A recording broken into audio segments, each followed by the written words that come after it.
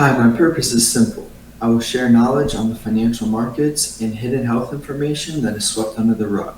If you learn anything, please drop me a like and subscribe. Thank you, team. Hey, I'm focusing this video on creating a business and life balance. And that's the goal. It's never going to be simple or easy. I just want to put that out there immediately. But if you're focusing on creating a balance, that's what matters. It will be a seesaw balance, but as long as that's your priority, you're in the right place in the right state of mind. It's not easy to be on top and create a very balanced lifestyle, but if you put these actions into plan and you start writing down goals, and you'll notice things will start kind of coming together and you'll get a little lucky. So first of all, we want to track our stats immediately. Whether you're trading or you're doing real estate or another sort of business, these quantitative data and statistics that we get back, that's how we can understand if our ideas are working properly and what we might need to change to bring ourselves to another level of execution.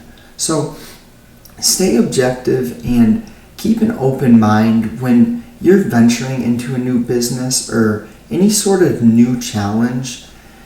As long as you don't quit and as long as you are looking at your results as information and something to learn from, that's amazing. Give yourself a pat on the back and keep going, because anything worth doing isn't going to be easy. It'll be challenging, and at times you'll want to quit. Don't quit. Keep going. Keep tracking your statistics and take the data that you're getting back from tracking and putting your things into a spreadsheet and take that objectively. Read it, and you'll learn a lot of good things from what your track record is telling you.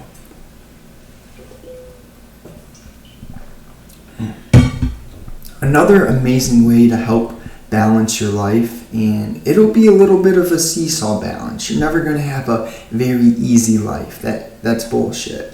Even successful people, they have hard lives. It's just they have very high standards. So what is hard for them is continuing to be successful. Whether you're overweight or whether you're ripped and an amazing athlete, both of those things are going to be very challenging. It's really about what do you want to do with your life and your perception on the world. So the next one that I love is educational podcast. Listening to podcasts, it's such a luxury that we have because the technology is so amazing. We're able to listen to these conversations that these amazing, successful entrepreneurs, real estate, market gurus, market wizards, etc. All these successful, hardworking people are willing to share their conversations. Sure, they might benefit out of it, but I know for a fact we, the younger generation, can benefit so much more by just listening and spending time properly absorbing the knowledge that wonderful people are willing to put out when they have these conversations between two people that both have PhDs in different industries, and they collaborate, they connect, they bounce ideas off of each other. Man, we are lucky to be able to listen to podcasts. So if you're not listening to podcasts while driving, try it out. I love music, and I don't blame you if you do love music. There's definitely a time and place that music can change your mood, and it's amazing. But every once in a while, get into some podcasts. I have a bunch in the description, so if you're at all interested, just check out the description and start off with those ones. They're amazing. Let me go through the SPY and the Qs quick and give you my thoughts on that. We'll start with the Qs first.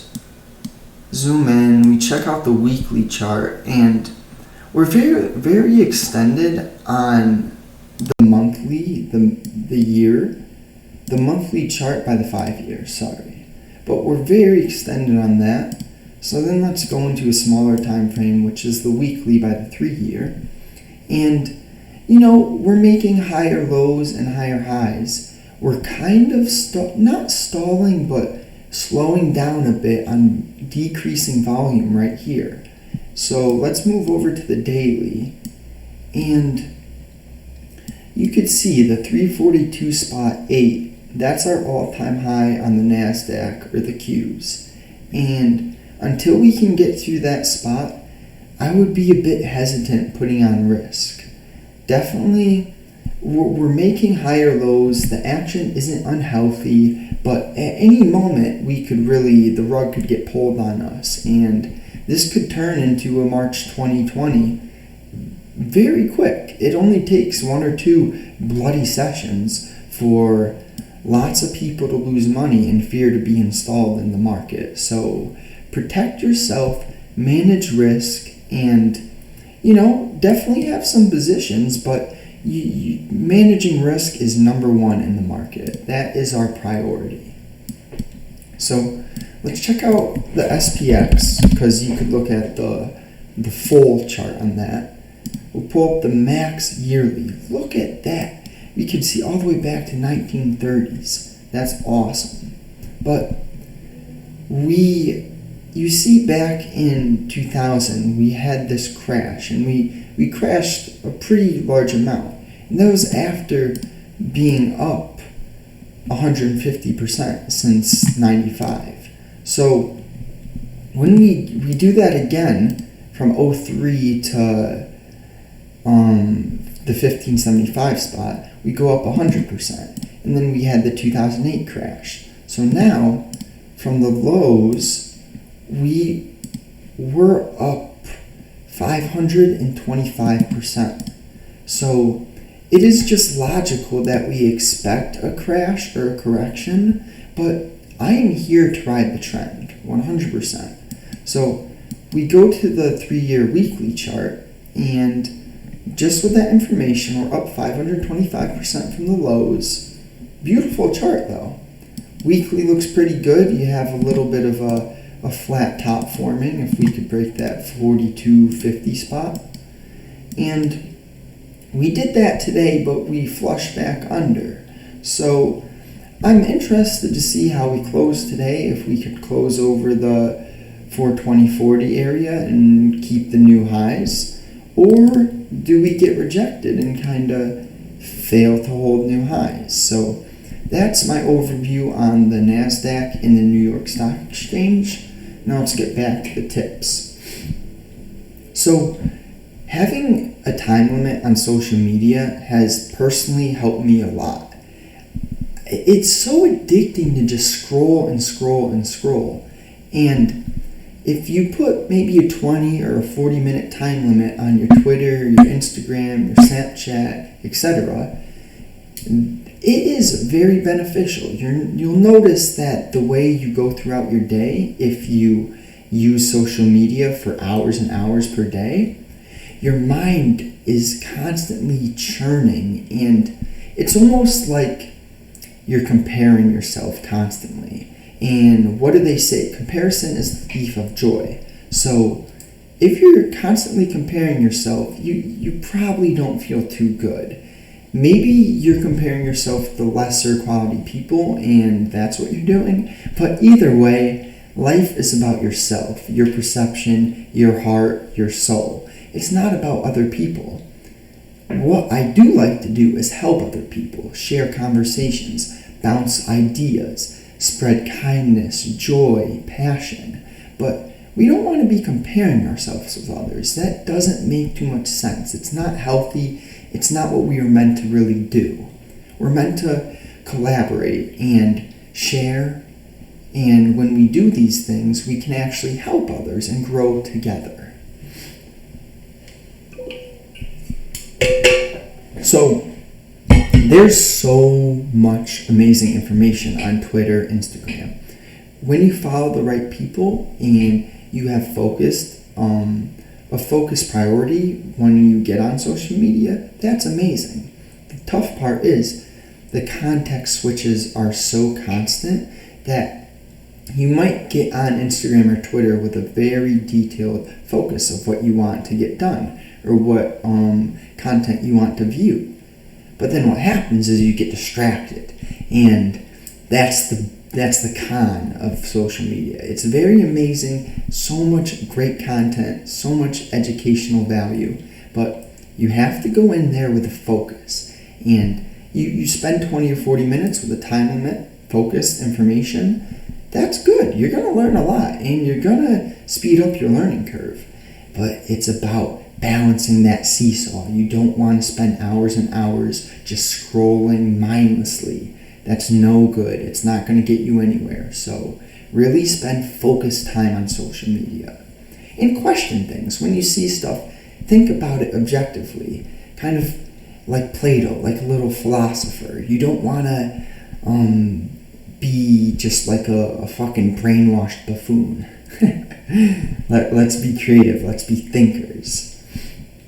So do more with less. If there's a task that you can knock out now and you see that task only taking you 5, 10, 15, even 20 minutes, get it done now.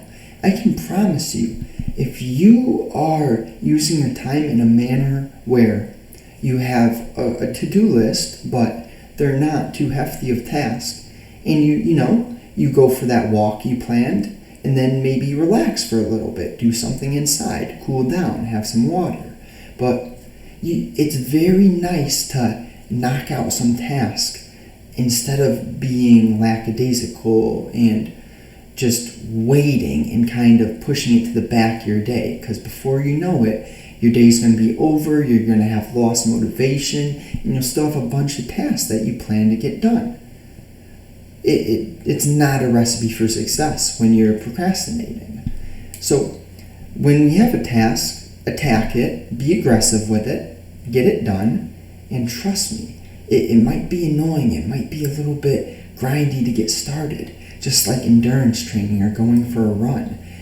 I don't love those things, but once I do them, when I'm finished working out or cleaning or anything of that nature that is not super fun in the process, but once you finish, you feel amazing, do those things, get them done, and the earlier in your day you attack it, the better you're going to feel for the remainder of your day. Your mind will be clearer, and that's what we want, right? We want to be able to enjoy our time, not be stressed, because there's this amazing saying, and if you're doing something and your mind is not actively enjoying that thing, you're not flowing while you're doing that, you shouldn't be doing that.